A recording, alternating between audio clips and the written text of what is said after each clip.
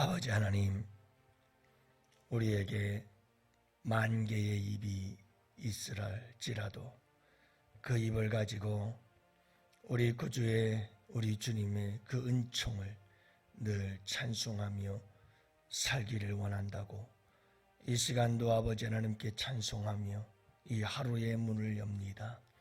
주님, 오늘도 우리의 입을 사용하여 주옵소서.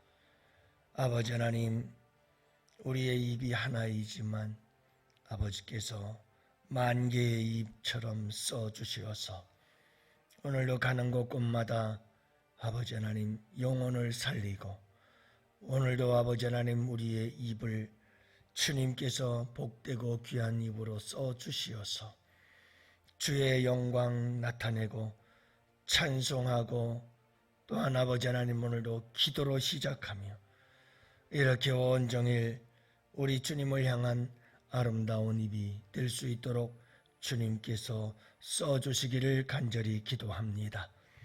오늘도 아버지 하나님 저희들에게 주님의 말씀을 들려주셔서 저희들로 하여금 미련을 깨뜨리고 지혜로운 하나님의 백성으로 살아갈 수 있도록 오늘도 주님께서 이 시간 지혜의 말씀으로 함께하여 주시옵시고, 저희들 그 말씀에 순종하여 지혜로운 길, 옳은 길, 바른 길, 복된 길 가도록 우리 주님께서 성령으로 역사해 주시옵소서. 우리는 연약합니다. 지혜와 명철의 신이신 성령께서 우리를 붙잡아 주시고 인도하여 주시옵시고, 오늘도 우리 주 예수 그리스도의 십자가의 그 보혈의 은혜와 사랑이 저희들로 하여금 지혜로운 길을 걸어갈 수 있도록, 미련하고 어리석은 자의 길을 걷지 아니하도록 주님 우리를 이끌어 인도하여 주시옵소서. 이 하나를 온전히 아버지께 부탁합니다. 우리 양원의 성도들 그리고 다음 세대들에게 주님 오늘 이 하루도 복된 하루로 이끌어 인도하여 주시옵소서. 아버지 하나님의 강하신 오른손에 주의 백성들이 하루의 삶을 부탁하옵고 우리 구주 예수님 이름으로 기도합니다. 아멘. 우리 하나님 말씀 함께 봅니다. 잠언서 30장 32절 33절 말씀 함께 봅니다.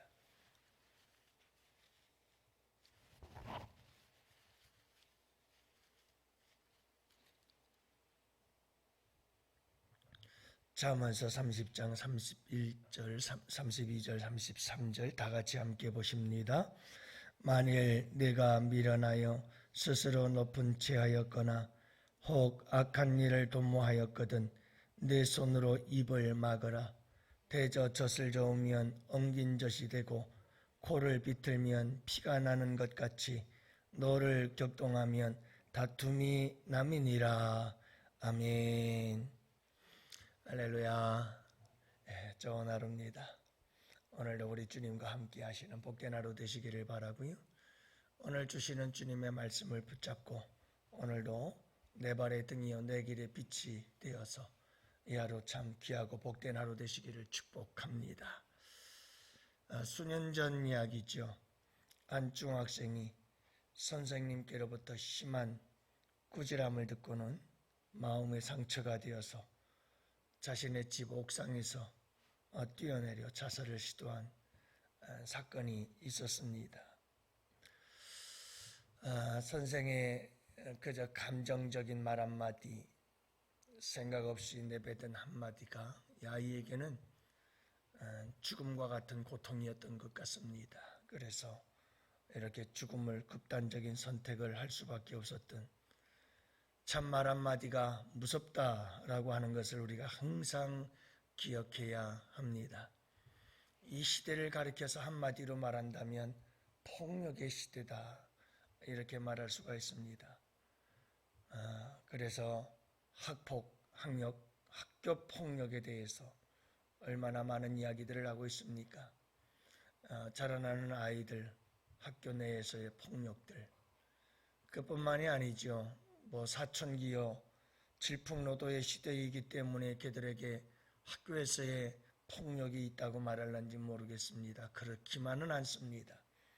다 큰 어른들도 직장에 가면 직장 폭력이라는 게 있습니다. 참 심하고 험합니다. 뿐만이 아니죠. 여러분, 참 안타까운 것은 교회 안에서도 얼마나 폭력이 이루어지고 있는지 모릅니다. 그 폭력 중에 하나가 신체적 폭력만이 폭력인가요? 힘의 폭력 그것뿐만이 아니라 교회 안에서 언어폭력입니다. 학교의 언어폭력, 직장의 언어폭력이 가장 무서운 폭력이죠. 여러분, 신체적 폭력은 그저 우리의 신체적 아픔과 흉터를 남길 뿐이지만 여러분, 언어폭력은 영원히 죽을 때까지 지울 수 없는 마음의 흉터를 남겨놓고 만다고 그러잖아요. 무서운 트라우마에 시달리게 만들고 평생을 정신적 질병, 정신적 스트레스에 시달리게 만드는 무서운 것. 전문가들은 그렇게 말합니다. 여러분, 신체적 폭력은 아무것도 아니라는 거죠. 언어 폭력에 비하면. 교회 안에 이런 언어 폭력이 난무한다는 것은 이건 심각한 문제 아닐 수가 없습니다. 여러분, 교회 안에서 우리는 정말 말을 조심해야 합니다. 생각 없이 내뱉는 말 한마디, 그냥 감정적으로 툭툭 내뱉는 한마디, 그게 상대방을 죽일 수 있다는 걸 반드시 기억해야 합니다. 장로님 가운데 한 분께서 큐티를 하시면서 하나님의 말씀에 비추어진 자신의 모습을 보다가 자기의 말이 얼마나 거칠고 자기의 언어가 얼마나 냉랭하고 그리고 많은 사람들에게 아픔과 상처를 주었고 지금도 그렇다는 모습을 바라보면서 너무너무 안타까워하시고 한마디로 말해서 영적 전쟁을 선포하며 이제 이 언어에 내 새로운 언어의 삶으로 바뀌어져야 하고 변화되어야 한다 생각하시면서 몸부림을 치고 계시는 모습을 봅니다. 여러분, 그래야 합니다. 정말 그래야 합니다. 내가 평생 이렇게 살아왔는데 아니요. 지금이라도 늦지 않습니다. 우리의 언어 생활을 바꿔야 합니다. 오늘 말씀은 미련한 자에 대해서 이야기를 하고 있습니다. 만일 내가 미련하게 되면 어떻게 되는지 아느냐? 아굴의 잠언 30장은 아굴이라고 하는 사람이 기록한 잠언인데 그 결론 부분입니다. 32절과 33절 그가 내린 결론은 한마디로 말해서 미련한 자가 되지 말아라. 미련한 자는 어떤 사람인 줄 아십니까? 여러분, 미련한 자란 하나님이 없다 하는 자가 미련한 자요. 하나님의 말씀대로 살지 않는 자가 미련한 자입니다. 교회에 나온다고 미련하지 않은 게 아니라 여러분, 하나님이 없다 하고 또한 하나님의 말씀대로 따라 살려고 하지 않는 자들이 다 미련한 겁니다. 하나님 말씀 없이 사는 사람들이 다 미련한 겁니다. 왜냐하면 유일한 지혜는 하나님의 말씀이기 때문입니다. 하나님 그분이 지혜고 하나님 그분의 입에서 나온 말씀이 지혜입니다. 그 외에 참된 지혜는 없습니다. 그래서 하나님의 말씀 없이 살아간다. 이건 다 미련한 겁니다. 하나님의 말씀 안에서만 참된 지혜가 있습니다. 여러분, 말씀 안에서 살아야 참되고 진정한 신앙생활입니다. 지혜로운 삶이 됩니다. 만일 내가 미련하면 어떤 사람들 되는가? 여러분, 첫 번째가 내가 미련하여 스스로 높은 채 하였거나 미련한 자의 첫 번째 특징은 스스로 높은 채 하는 겁니다. 사람이 미련해지면 자꾸 자기가 높은 사람인 것처럼 자기가 잘난 사람인 것처럼, 자기가 대단한 사람인 것처럼 여기게 되어지기 시작한다는 겁니다. 이게 첫 번째 미련함입니다. 미련하면 교만하고 교만하면 미련한 겁니다. 여러분, 하나님이 제일 싫어하는 게 뭔지 아십니까? 스스로 높은 취하는 겁니다. 이건 사탄 마귀의 본성입니다. 사탄 마귀는 하나님을 섬기는 자가 되기 싫어서 스스로 자기를 높여 하나님처럼 되려고 했던 자지요. 인간이 그렇습니다. 마귀의 유혹에 빠져 타락한 인간은 꼭 사탄 마귀의 본성을 갖고 있습니다. 스스로 자기를 높여 하나님처럼 되어서 내가 하나님인 것처럼 내가 모든 것을 판단하고 내가 기준이 되어 모든 것을 결정하고 선택하고 판단하고 내가 원하고 하고 싶은 대로 살아가는 것, 이것이 사탄 마귀가 유혹에 빠져 범죄한 인간의 타락한 본능입니다. 꼭 사탄 마귀를 닮았습니다. 스스로 자기를 높여 하나님과 같이 되려고 하는 욕망. 여러분, 이게 타락한 우리 인간의 본성이지요. 스스로 높은 취하는 것 정말 하나님 싫어하십니다. 제일 싫어하는 게 교만입니다. 우리 주님께서 제일 싫어하는 거죠. 근데 미련한 자는 꼭 하나님이 싫어하는 걸 합니다. 여러분, 스스로 높은 취하는 것, 교만 정말 조심해야 합니다. 우리 하나님의 성품 대표적인 게 사랑과 공의, 공의와 사랑의 성품이 우리 하나님의 가장 대표적인 두 가지 성품이라고 한다면 사탄 마귀의 성품 두 가지가 있습니다. 사탄 마귀의 두 가지, 그것은 교만과 거짓, 거짓과 교만. 이건 사탄 마귀의 가장 대표적인 특징 중에 하나지요. 여러분, 우리 주님은 베드로전서 5장 5절에서 그렇게 말씀하시죠. 겸손한 자에게 은혜를 베푸시고 교만한 자는 대적하신다고 그러잖아요. 여러분, 우리가 항상 겸손해야 합니다. 항상 겸손해야 됩니다. 겸손이란 말씀드린 것처럼 하나님을 인정하고 하나님의 말씀에 나를 쳐서 복종하는 삶을 사는 것, 이게 겸손입니다. 여러분, 미련하면 안 됩니다. 미련한 자가 되면 안 됩니다. 교만을 피하시고 예수님처럼 온유하고 겸손한 자들로 살아갈 수 있기를 축복합니다. 두 번째가 뭐냐 하면 미련한 자는 악한 일을 도모한다, 이렇게 얘기를 합니다. 내가 미련하여 스스로 높은 취하며 또한 악한 일을 도모하였거든. 미련하면 스스로 교만하고 그리고 악한 일을 도모하게 되어진다는 것이 오늘 이 말씀의 결론이지요. 여러분, 미련한 자는 생각하는 것도 미련하고, 미련한 자는 계획하는 것도 미련하고, 미련한 자는 행하는 일도 미련하고. 왜 그렇게 미련한지 몰라요. 저도 목회를 하면서 세상을 살아오고 인생을 살아오면서 그런 후회를 할 때가 참 많았어요. 지금도 마찬가지입니다만은 내가 왜 그랬지? 왜 그렇게 내가 미련했을까? 내가 왜 그렇게 미련했을까? 하는 안타까운 마음을 가지고 후회할 때가 참 많습니다. 여러분, 우리는 종종 미련한 일들을 도모하고 악한 일들을 저지를 때가 참 많습니다.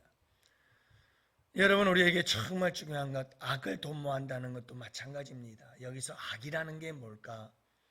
악, 그러면 우리는 나도 모르게 그냥 이 세상에서 일반적으로 말씀하고 있는 세상적인 사람들의 도덕적, 윤리적 기준, 그것에 의해서 막 강도짓을 하고 살인을 저지르고 못된 강도짓을 하고 막 이런 사람들만 악하다고 생각하는데, 사실은 여러분, 여기서 말씀하고 있는 악이라고 하는 것은 하나님의 말씀의 기준에서 벗어난 것, 이게 다 악입니다.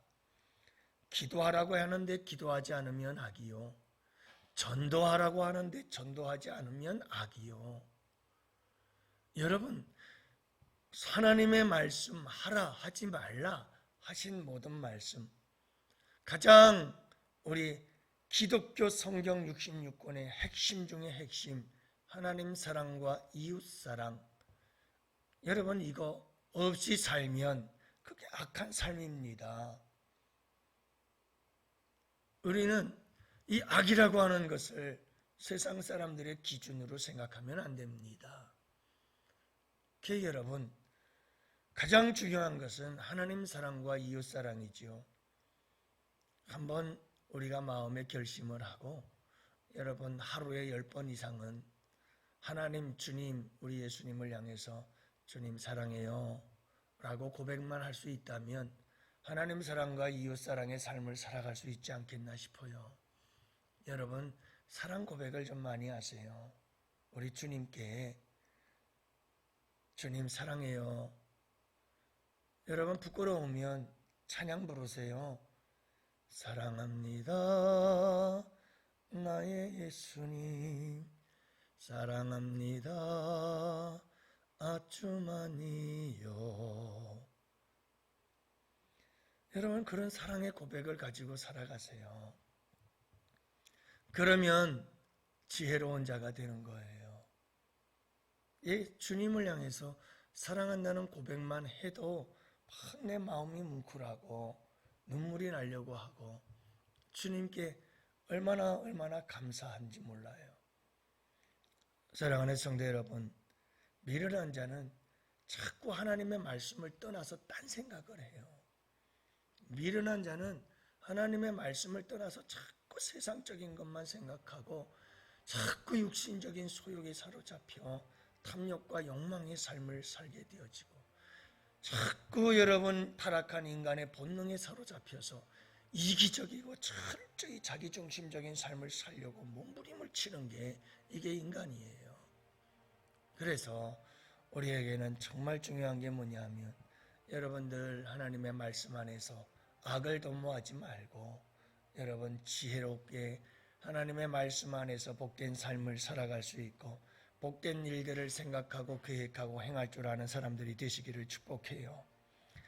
그리고 내 마지막으로 말씀하는 게 뭐냐면 내 입을 내 손으로 막으라 그러네요. 이게 미련한 자의 특징 마지막 세 번째인데요. 미련한 자는 내 입을 제발 좀 내 입을 내가 막아라. 내 손으로 이렇게 막아라.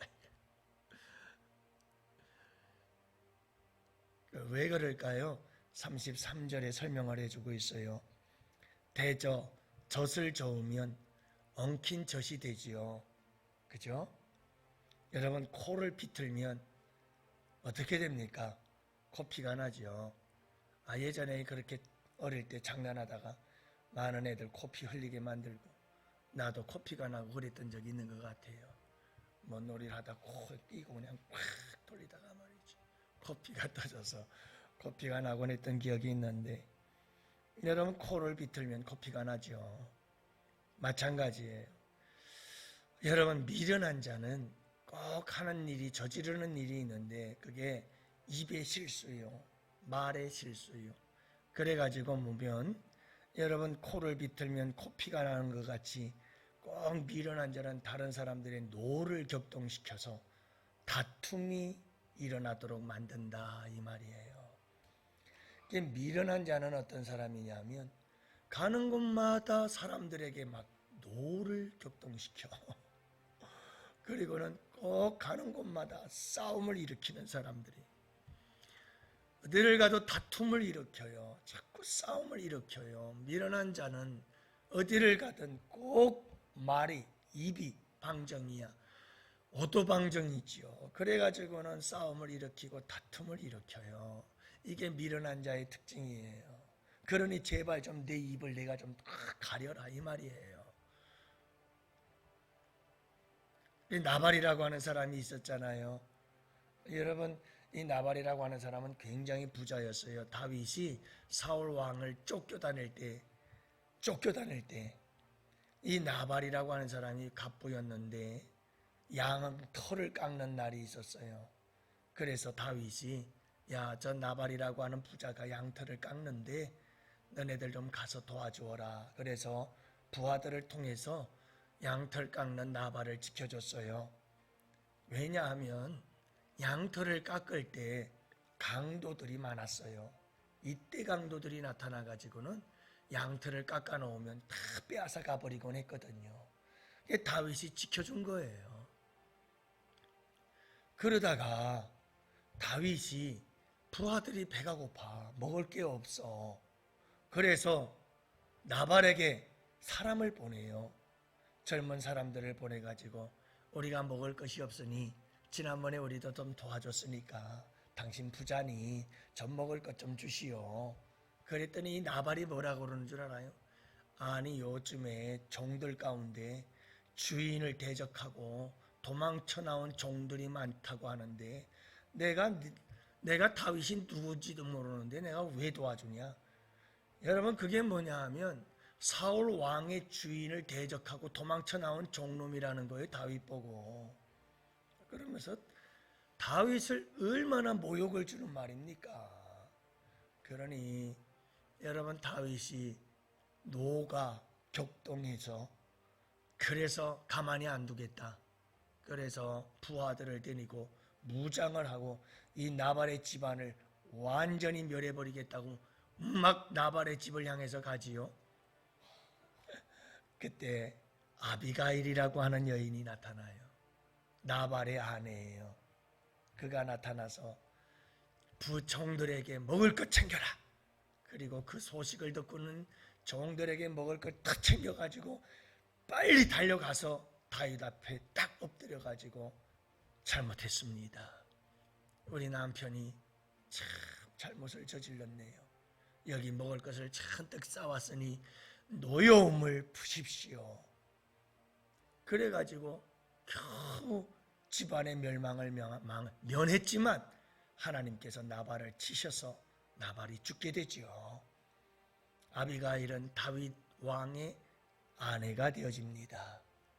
여러분 보면 나발이라고 하는 사람은 격동시키는 사람이에요. 격동시키는 사람, 미련한 사람이에요.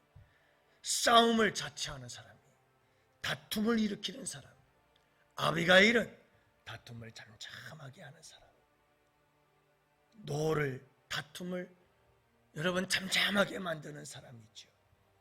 간절히 바라기는 여러분 오늘 이 아굴의 지혜서를 통해서 하나님께서 우리에게 주시는 이 말씀을 기억합시다. 미련한 자가 되지 마십시오. 미련한 자는 스스로 높은 채 하는 사람입니다. 두 번째, 여러분 미련한 자는 무엇한다고요? 미련한 자는 항상 자기가 여러분 늘 말을 통해서 격동하게 만들고 그리고 끊임없이 말을 통해서 여러분 다른 사람들과 다투고 싸움을 일으키는 사람들이. 그리고 여러분 우리에게 미련한 자는 항상 악을 도모한다. 하나님의 말씀을 떠나서 악한 일을 도모하는 자들. 여러분 우리에게 하나님 이런 미련함들이 떠나가고 지혜로운 자로 살아갈 수 있도록 도와주세요. 하나님께 기도하는 이 하루가 되기를 원해요. 여러분 지혜롭게 살면 얼마나 큰 복이 우리에게 오는지 몰라요. 여러분이 미련함 때문에 우리가 불행한 거거든요. 오늘 이 하루도 이 새벽 하나님 주님의 말씀이 지혜입니다. 말씀 붙잡고 지혜로운 삶을 살아갈 수 있도록 도와주옵소서. 미련한 삶이 내게서 떠나게 하여 주시옵소서. 다 같이 함께 부르짖어 기도합시다.